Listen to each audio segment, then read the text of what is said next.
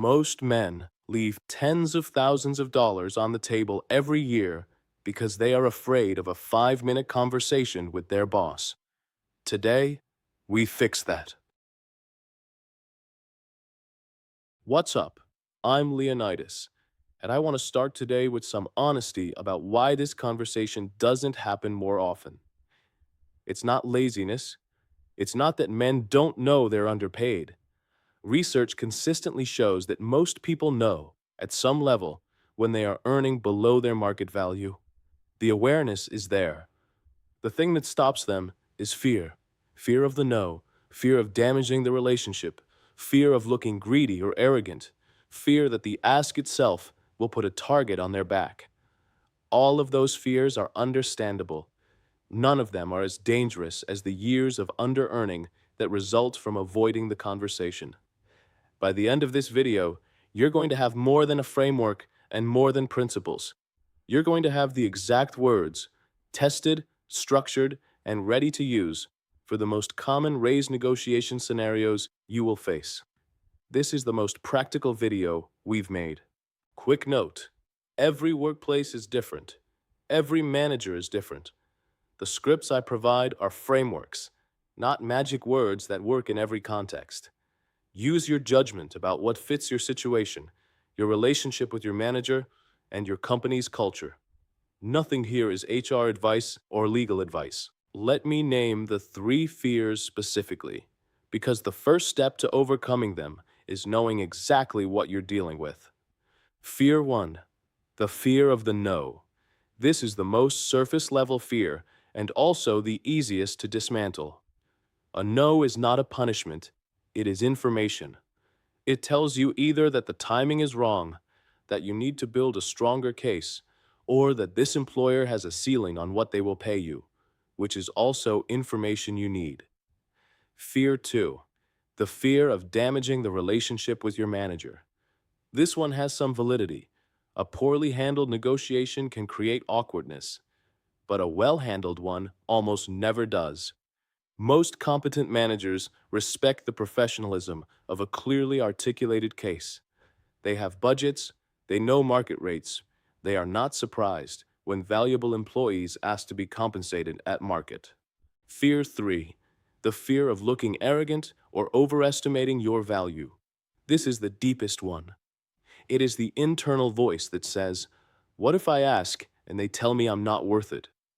That vulnerability is real, but it conflates the business conversation with a judgment of your worth as a person. They are not the same thing. A raise negotiation is a business transaction, not a performance review of your soul. Here is what the fear actually costs in numbers. The average raise from an internal negotiation at an existing employer is 3 to 6%.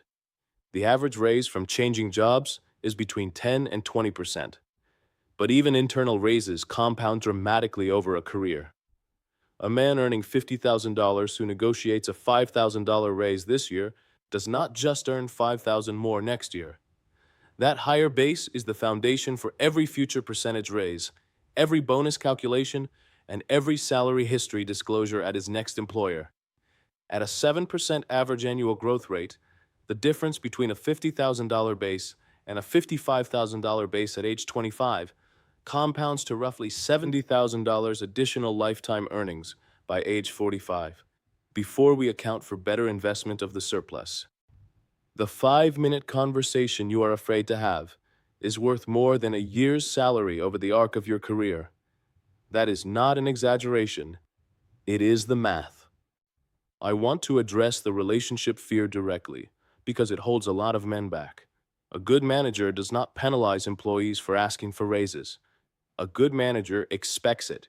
They budget for it. They plan for it in their annual performance cycles. When a well-performing employee comes to a good manager with a clear, professional, evidence-based case for a raise, the worst that typically happens is, "I hear you, I think you had a strong case. I can't do it right now because of budget constraints, but let's set a timeline." That is not a damaged relationship. That is a productive professional conversation. The manager who would penalize you for professionally advocating for your value is the manager you should already be planning to leave. Their reaction to a well-handled raise request is diagnostic data about the kind of leadership they offer. A well-handled raise request never damages a good relationship. It clarifies a mediocre one, and it confirms that you need to leave a bad one. In every case, it gives you information you need, and the only way not to get it is to stay silent. The single biggest mistake people make in raise negotiations is treating them as spontaneous conversations rather than structured business cases. Your manager is making a business decision. They have a budget. They have constraints. They have to justify any raise they grant upward to their own manager or to HR. Your job is to make that justification easy for them by showing up with a clear, documented case that they can literally use to advocate for you. The more prepared you are, the better the outcome. Not because it makes you look good, but because it makes the yes easier to execute. Give your manager the ammunition. There are 4 things to prepare before you schedule the conversation.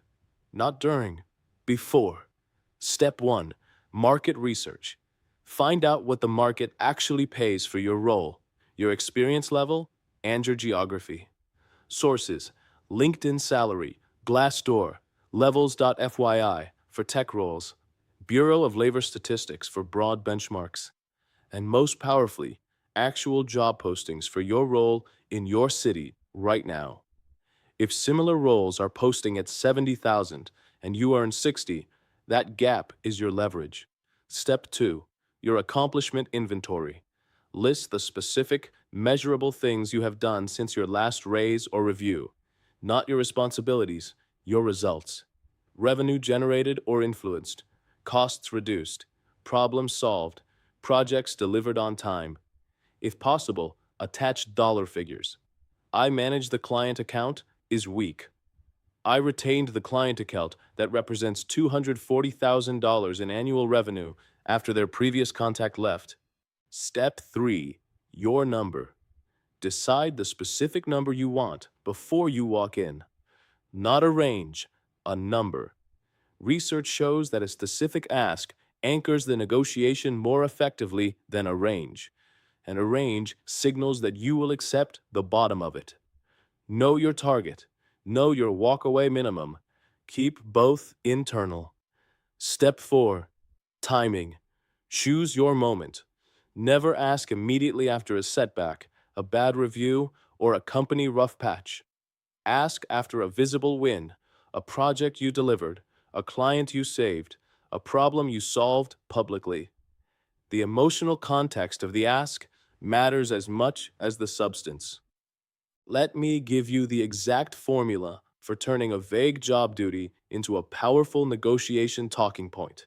I call it the SRI formula. S, situation. What was the context or problem? R, result. What did you specifically do? I, impact. What measurable outcome did it produce? Example, when our main supplier increased prices mid-contract last quarter, I sourced and qualified 2 alternative vendors, negotiated comparable terms, and maintained our margin. That saved approximately $80,000 in projected cost overruns for the year. That is one talking point. You want 3 of them minimum. You want them memorized, not read from a page. You want them delivered conversationally, not presented like a PowerPoint. Before the negotiation itself comes the meeting request. This is where most people either wait for an annual review, which puts them on the employer's timetable, not theirs, or ambush their manager in a hallway, which is never the right move. The right move is a short professional email or message requesting a meeting for a specific stated purpose. Here is the exact wording. Hi, manager's name. I'd like to schedule some time to discuss my compensation and career trajectory here at company. I've been reflecting on my contributions over the past time frame and want to share some thoughts. Would you have 20 to 30 minutes this week or next? Keep it factual, push the conversation. Never ask at the end of a different meeting. Never ask by text or in the hallway. A scheduled, purpose-stated meeting signals professionalism and gives your manager time to be mentally present for the conversation. What I'm about to give you is the complete script for a standard raise negotiation conversation. Every line has been constructed to do a specific job in the conversation. I will walk you through it in real time, line by line, and explain the strategy behind each move as we go. After the standard script, I'll give you the objection handling scripts. What to say when your manager says, the budget is tight, this isn't a good time, I think your performance needs to improve first, and I need to talk to HR. Every single one of those has a response. The meeting begins. You have requested it specifically to discuss compensation. Your manager is present and attentive. Here's how it goes. Thanks for making time. I want to be direct about why I wanted this conversation. I'd like to discuss my compensation, and I've done some preparation I think will make it a useful conversation for both of us. Opens with gratitude, states purpose immediately. No preamble, no apologies. You are a professional having a professional conversation.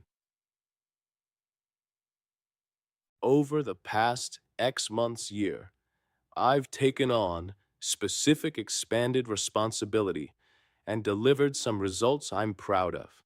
I want to walk you through three specific ones. Three is the right number, enough to be compelling, not so many it feels like a lecture. SRI number one, your strongest result, delivered conversationally. Pause after each one. Let it land. Do not rush to the next one. SRI number two, second result. SRI 3, third result saved for last, as it should be your most recent or most impactful. I've also done some market research. For someone with my role, experience, and location, the current market range is 10,000 to 12,000. My current compensation is Z, which puts me below the midpoint of that range. Based on my contributions and the market data, I'd like to discuss moving my base salary to 11,000. I believe that reflects both my value here and what the market supports for this role. I really value what I've been building here, and I'd like to continue growing with company. I want to make sure we're aligned on what that looks like going forward. This closes the opening ask. It signals commitment without making it an ultimatum. It is forward-looking and collaborative. After you state your number, stop talking. The silence will feel unbearable. Let it be. The first person to fill that silence has lost ground. Your job after naming the number is to wait for their response, not to qualify or back away from it. Your manager will not always say yes immediately. Here are the four most common responses and exactly what to say to each one.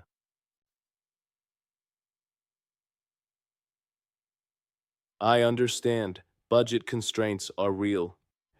Can we agree on a number that works and set a specific date, say 3 months from now, when it takes effect? I'm not asking you to solve it today, just to commit to a timeline. You are not accepting a vague deferral. You are converting it into a specific future commitment. I want to be transparent. I'm doing market rate research, and I want to make a long-term decision here. Knowing there's a path to getting to market rate matters to that decision. Can we put something concrete on the calendar? This is the polite version of, I may need to look elsewhere. You are not threatening. You are being honest. A good manager will hear this clearly. Absolutely. I'm not trying to create pressure. Can we put a specific date on the calendar right now so this doesn't fall through the cracks? I want to make sure we follow through on it. Vague future equals forgotten. Specific date equals accountability. Do not leave this meeting without a calendar commitment. I appreciate the honesty. Can you be specific about what stronger performance looks like? I want to know exactly what metrics or outcomes would make this a clear yes, and then I want to go build them. Never argue with this response. Convert it into a specific improvement agreement. Get it in writing after the meeting. That's clear, and I appreciate it. If I hit those targets by specific date, can we agree now that the raise conversation becomes a yes? I want to know I'm working towards something concrete. You are turning a vague performance concern into a conditional commitment. This is negotiation, not pleading. That makes complete sense. I appreciate you being willing to advocate for it. When do you think you'll have a chance to discuss it? I'd like to know a timeline so I can plan accordingly. You are not pushing. You are asking for a timeline so you can follow up professionally. This also signals that you are organized and serious. Perfect. I'll follow up with you on specific date they named. Thank you for taking this seriously. I really appreciate it. Leave on a positive, professional note. Then send a follow-up email within 24 hours that summarizes the conversation and confirms the next step. Every objection has a response. None of them require you to accept a no without a next step. Budget constraint, specific date. Bad timing, calendar commitment. Performance concern, conditional agreement. Escalation needed, timeline and follow-up. None of these are dead ends unless you treat them as dead ends. The most powerful position in a raise negotiation is having a competing offer, not as a threat, but as honest market information. If you have been offered a role at another company for more money, and you would genuinely consider leaving, that is information your current employer deserves to have, and it changes the conversation completely. Here's how to handle it professionally. I want to have a transparent conversation with you because I respect this place and I want to stay. I've been approached by another company and received an offer at X amount. I'm not here to use that as a threat. I'm here because I want to see if we can get to a place where I don't have to make that choice. Critical. Only use this if the offer is real. Fabricating a competing offer is a serious professional risk. Managers check. If it is real, lead with loyalty, not leverage. The offer is at X. I've spent time building something here, and I genuinely believe in where this is going. If we can get to your target number or close, I'm not going anywhere.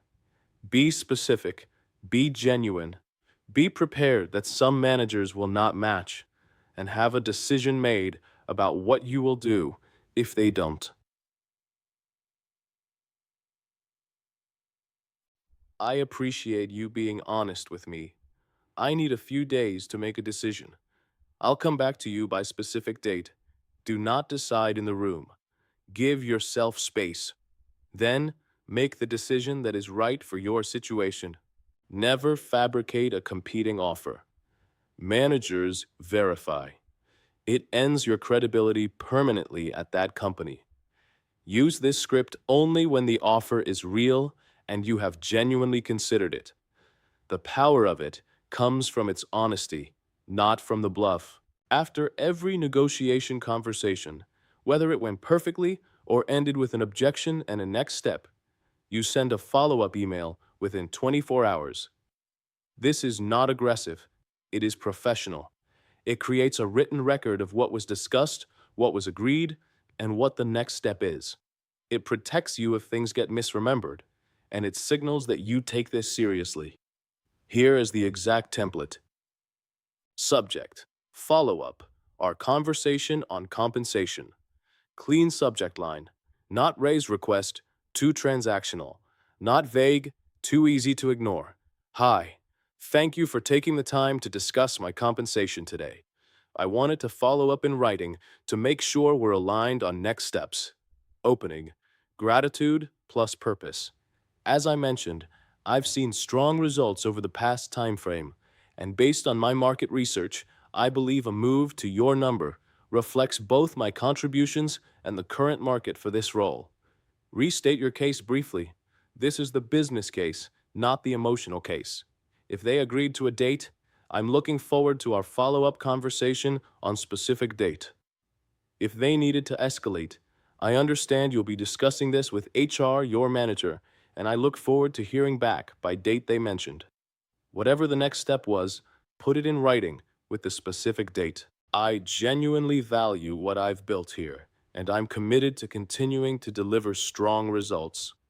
Thank you for the conversation. Salary negotiation is a skill. Like any skill, it gets better with practice. The first conversation is the hardest, and also, paradoxically, the one with the most upside because you're starting from the furthest below market. After your first successful negotiation, something changes internally. The fear diminishes because you have the experience of having done it. The preparation becomes faster because you know what to collect. The conversation feels less like a confrontation and more like what it actually is, a professional discussion between two people who both want a good outcome. Build the habit of reviewing your market value annually, not to be constantly agitating for more money, but to stay informed, to know your number, and to be ready when the timing is right. There is a point in every employment situation where negotiation stops being the right tool. If you have had the conversation, you have prepared well, you have been professional, you have followed up, and the answer is consistently no, or maybe later, or you need to do more, or the budget never has room. At some point, the data is telling you something. Not that you are not valuable, that this employer has a ceiling on what they will pay you, and that ceiling is a real constraint. The most powerful use of the raise negotiation skill is often not to get the raise, but to get the clear information about whether the ceiling exists. Once you have that information, you can make a rational decision: negotiate harder, accept the ceiling, or leave. The man who has done the work, who has built the market knowledge, the accomplishment inventory, and the negotiation skills, is also the man who interviews most confidently because he knows exactly what he is worth. The raise negotiation and the job search are the same skill: market research, clear articulation of your value, comfort with a direct ask. The man who practices one is practicing both. Building this capability is an investment that pays every single time you change roles for the rest of your career. A final note for the scenario where the conversation genuinely goes badly, where the manager reacts poorly, gets defensive, or the relationship feels strained afterward. First, if you were professional, clear, and evidence-based, a bad reaction from your manager tells you something important about them, not you. A defensive reaction to a well-handled business conversation is a leadership failure, not a negotiation failure. Second, document the conversation and the reaction.